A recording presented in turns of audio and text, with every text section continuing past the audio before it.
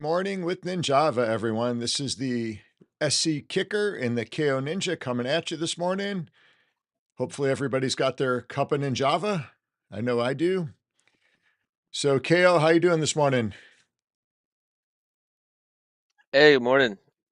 Doing good. I'm dragging a little bit. I gotta drink, Better get my drink some more coffee down. Ninjava. Tired from yesterday. Yeah, it was a long day, busy day Yeah, yesterday. busy day. Yeah, it's good though. How about you guys? Yeah, it was busy classes and fun classes. We're getting ready tomorrow. We've got Paramount Pictures coming out for the new Ninja Turtle movie coming out. So that should be pretty exciting. I know the kids are pumped up about that. I think they're going to give away some prizes and stuff. So that's always a good time. So looking forward to that. Are you going to go see I didn't even, the Ninja Turtle movie? until you said that, I think we spoke yesterday. I had no clue Ninja Turtles was coming out. I haven't even seen anything, so I had no clue it was even coming out. So I know we're a slightly different age bracket. Are you a bigger like Turtles guy or two of the other guys? The Power Rangers. Yeah, the Power Rangers. Which one were you I, into? I, just I watched both growing up. But I probably watched more Power Rangers as a kid. Really interesting. Yeah, I don't know. That was the popular one at the time. Um, and so yeah, been more of a power, but I like the Ninja Turtles as well. Yeah, I've always been a big Ninja Turtle guy. I remember a couple of the guys that competed in the open circuit way back in the day when I was new. They actually, I think, played in some of those parts of those Oh, movies. cool. I'd have to look back. I know they've changed over the years, and I got to meet one of the guys last year. Me and my son had went to one of the Comic-Con things here, and they had the Turtles there signing autographs. So I got to talk to him a little bit. He was a little bit younger guy. He was probably closer to your age, I think, maybe a little bit younger. Super nice guy. I got a picture somewhere. I should have pulled that up for today, but I'll pull it out in the next one. So I was always a bigger turtle guy, just being a little bit older, I guess. And do you know when the turtle started? Um, I do not know So the actually. turtles actually started as a comic book. They started as a comic book back in 1984, I believe. And then they got into like the toy figurines, and then they rolled out into into the movies, of course. So, and those took off really good, at the dreaded Shredder, and um, they were basically ninjas that came from Japan, mutant ninjas, and ended up in New York City through the sewers and living in the sewers and all that good stuff. So, good morning to everybody out there. I see a lot of people popping in. We got Sycurin, Maui. Uh-oh, where's Laban? Did Laban sleep in? No, he's here actually. Okay, I thought he got stabbed in a rumble or something. So, so hello to you guys in Norway. Um, so let's start out with a quick trivia this morning. All right, what you got for So, us? what is, let's see, we'll do 500 upics for this one. So, who is the orange Ninja Turtle? What is the orange Ninja Turtle's name? That's a good one. Yeah. I'm 92% sure that I know the right name. I feel like I should know that. Maui says, Uh, I haven't killed him yet. Till Laban. That's that's funny. So just Um, as a disclaimer that everybody's talking about a rumble, nobody's getting killed for real. So, it's all digital all right. So warfare. we'll give them a few seconds. So who is the orange Ninja Turtle? Sykyrian, and let's see. All So right. Maui, So Maui says Raphael. Laban says Michelangelo. Sykyrian said Michelangelo. And Laban was in first. It is Michelangelo. ooh, Now for Sycare, you were like, a second behind. All right. For bonus points, what weapon did Michelangelo use?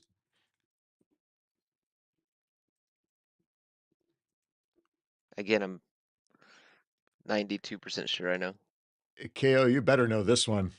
I believe this is your favorite weapon. We'll find That's a out in hint a right minute, there. though. If anybody That was is a on the hint. last podcast, they might know that one. Let's see Um, who's going to get it. let's Yeah, see. so I guess Oh, the new movie comes out, I think this week. I think it premieres maybe this weekend. I'm not positive. I think Sycuran just got it. And it it is. Sycuran got that one with the nunchuck, and I believe that is KO's favorite weapon. Am I right there? That is correct. Very cool. Now, do you like All the right. single or double chucks better? I competed and was better at the double Double? nunchuck. Awesome. That was my specialty. Very cool. Yeah. All right, so there was a little bit of ninja trivia, Ninja Turtle trivia. So, I know we got a few articles to look at this morning. You ready to jump into that, or you got anything else you want to yeah. All right, so we touch had on? Laban got that first one, and then was it Sycuran got the second one? Yeah. All right, congrats, guys. Okay, we might come back to some ninja trivia, so be ready. All right, let's see here. We'll pull up some.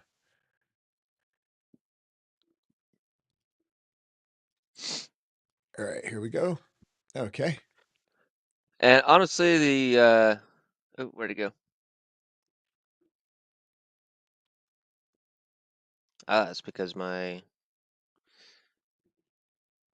aha, there we go. Um, the articles actually weren't fantastic, but it just brought. I think the title just brought up a good point and a good conversation. Um, this one, and this is an old article actually, really old from 2011. Kind of when MMA was getting popular. Um, so the question is, or the title of the article is, has the sport killed off traditional martial arts values? So I just figured we'd chat on that. You know, both of us coming from traditional martial arts backgrounds. I know you've competed a ton, and then with my experience in mixed martial arts and kind of my experience uh, with that. So you want to start us off? What do you your initial thought? Has MMA has the sport killed off traditional martial arts values? That's an interesting question because I think there's such a mix of different personalities and different people within more mainstream MMA. And I know coming up in traditional martial arts, I actually started my martial arts journey in Chinese Hungar Kung Fu, and I had a pretty strict instructor. We got hit with sticks and crazy stuff, just for not going low enough in our stances. And um, but we still learned all the core values, treating people nicely, all that kind of stuff. And I think some of that gets missed when you've got people hopping into the ring that are, just I don't want to call them gym rats, but like gym rats, and they don't have the core values of the respect and the courtesy for others. And so I think there is a little bit of that. I think a majority of the people have trained long enough and have done some traditional martial arts. But I see both sides. I really do. So I think there's a lot of super disciplined people. I also think there's a lot of very reckless people. Some of the stuff I've seen in MMA, is just not right. Yeah, I think some of it gets so first of all, my experience in mixed martial arts is, I've had both experiences where I've had some of the nicest people I've ever met are in mixed martial arts, just super humble, relaxed, nice people. And then, I've met the other side of that too, the other spectrum, of people, extremely disrespectful. And I think some of that has happened, because they're trying to sell fights. They have to get eyes and viewership, and so to create drama and um, you know, maybe be disrespectful to the person just to get people to watch more, which brings in more money for everyone. So I understand from a marketing perspective why some of that has to happen, and a lot of it. truthfully is an act. A lot of these guys and girls are super nice people, and they've learned how to get viewership. Um, through just causing drama, maybe being disrespectful. Some of those values that in traditional martial arts not supposed to do. Um, and I can say that because I've seen it firsthand, and I've seen guys shaking hands and hugging behind the scenes, and then out in front on the camera, they're the looks like they want to kill each other, and they're you know saying disrespectful stuff, and then 5 minutes later behind set, they're shaking hands and joking around and stuff like that. So they just learned how to get viewership, and so I think that can be skewed sometimes, but a lot of the people are super cool. Yeah, I Um, 100% agree with that too. One thing I hope doesn't happen is that now I grew up as a kid watching WWF wrestling and all the different federations at that time in the late 80s, early 90s. And I hope MMA doesn't become that because I think it takes away from their reality of it. I remember as a kid when I first started competing, we took a carload of guys up and we all went to this competition up in Canada. And we were coming from Buffalo, New York, driving through Niagara Falls, I think. And we stopped at a gas station to gas up. And there was a car next to us. And in the car were two pretty popular wrestlers at the time. One was the Iron Sheik, and one was Andre the Giant, who is a massive guy.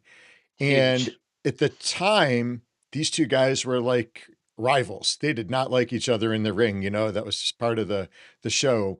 And they were driving together and I thought it was the craziest thing, seeing that I was probably about 15, 16, somewhere in that range. And I was like, wow, these guys are actually friends. And that's when I came to the realization that yeah, the wrestling was kind of fake and not so much fake because what those guys do in the ring is a lot of work, a lot of wear and tear on the body, but the theatrics behind it. So it was kind of interesting to see that it was a for real moment. Yeah, yeah, absolutely. Um, this article, let's see, I did read it. Um, it just kind of goes over the history of mixed martial arts, getting started in the 90s, the Fertitta brothers and Dana, just kind of the history of it.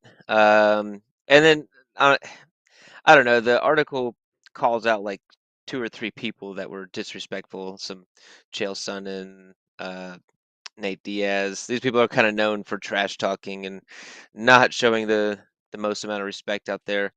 Um, and so again, a lot of these guys are super cool, just learning how to get those views. I I think that I look at this makes me think of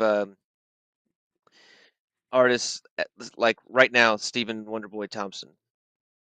He does traditional martial arts, and he teaches kids and adults every day. He's got a family friendly um, academy, and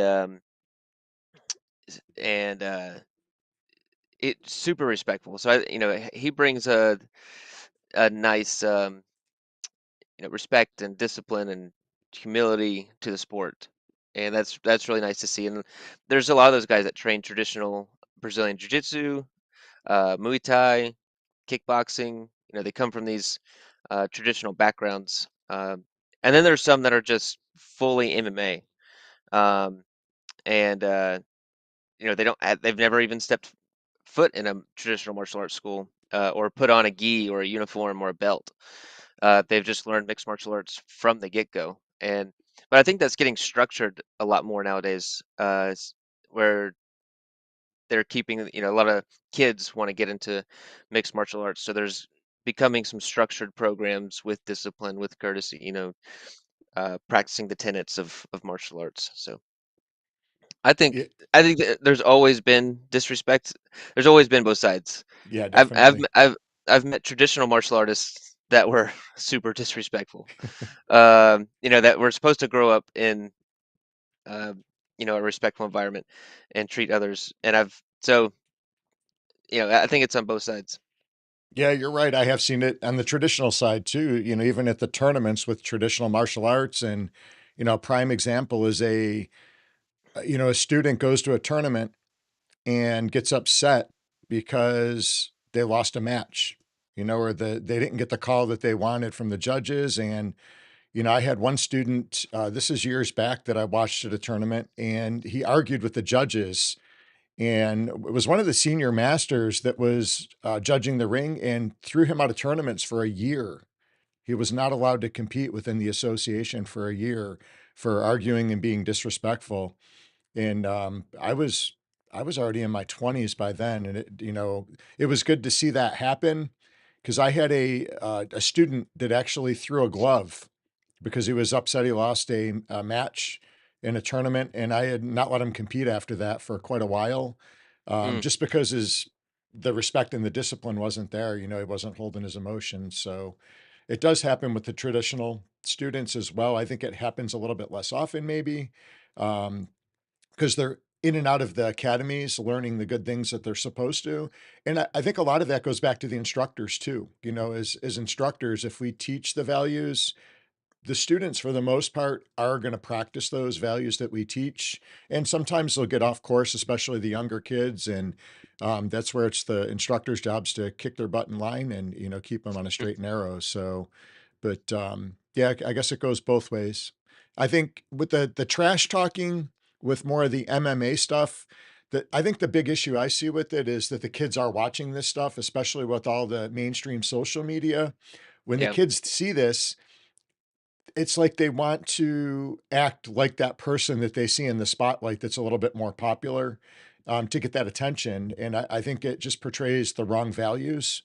So, I mean, there's the argument that, well, the kids shouldn't be watching that. The problem is it's everywhere. So, Yeah, that's we have to educate, and I teach the kids, you know, at the school. We talk about it, because it's not so much with the younger kids. Once they start maybe 11 or 12, 13 years old, and they start seeing this stuff, and they can start to comprehend, what's going on. And we talk about, hey, they're, you know, that's not right to yell and uh, spit at each other and try to hit each other.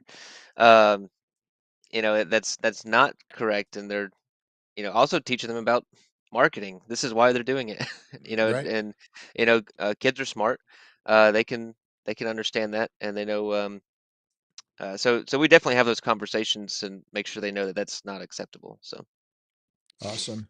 Yeah, we just went over that lesson in our leadership class the other day on self respect, and just touching on all the aspects. And the kids were working on, having respect for everything, everything down to like brushing their teeth in the morning, having respect for your teeth and taking care of it, respecting your clothes that you have. Are you the type of person that you get home after training and you take your shirt and you wad it up and you throw it under the bed, and 2 days later you pull that same shirt out and wear it? Or do you actually throw it in the laundry, take care of it? And then also, respecting and treating other people with respect too. And I live by, if you show respect, you're going to get respect back in return. So more times than not, there's going right. to be some people that are just not that way, and those are the people that you kind of steer away from and separate yourself from. So Well, we kind of went on a serious tangent there, or